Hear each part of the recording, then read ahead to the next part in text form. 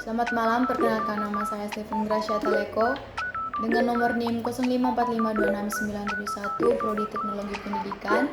Saya akan menjelaskan 4 tata cahaya. Masuk pada tata cahaya yang pertama, K-Light. K-Light adalah sumber cahaya utama yang paling terang dan dominan dalam sebuah pengaturan pencahayaan, misalnya seperti fotografi, videografi, atau film, berfungsi menerangi bagian depan subjek dan menentukan arah pencahayaan. K-Light menciptakan dimensi tekstur dan bayangan yang membuat subjek terlihat menonjol dan berkarakter. Fungsi dan karakteristik. Yang pertama ada sudut penempatan. Biasanya diletakkan di depan subjek miring sekitar 45 derajat ke arah kiri dan kanan. Yang kedua, fungsi bayangan. Karena menjadi sumber cahaya terkuat, posisinya membentuk bayangan di sisi wajah atau objek yang berlawanan.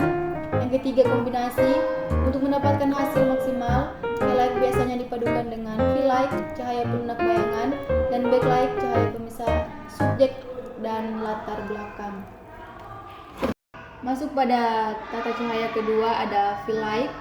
V-Light atau yang dikenal dengan cahaya pengisi adalah lampu atau sumber cahaya tambahan yang digunakan dalam fotografi, videografi, dan pembuatan film.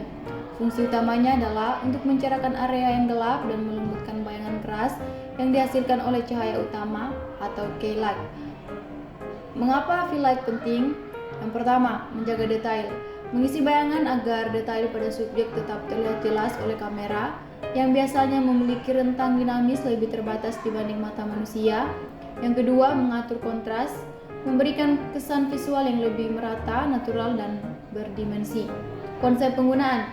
Posisi biasanya diletakkan di sisi yang berlawanan dari K-Light atau cahaya utama untuk menyeimbangkan pencahayaan. Yang kedua ada intensitas. Kekuatannya sengaja dibuat lebih redup dibandingkan K-Light, biasanya sekitar setengah atau lebih rendah, agar bayangan tidak hilang sepenuhnya dan kesan 3 dimensi ada. Masuk pada tata cahaya ketiga ada backlight. Backlight secara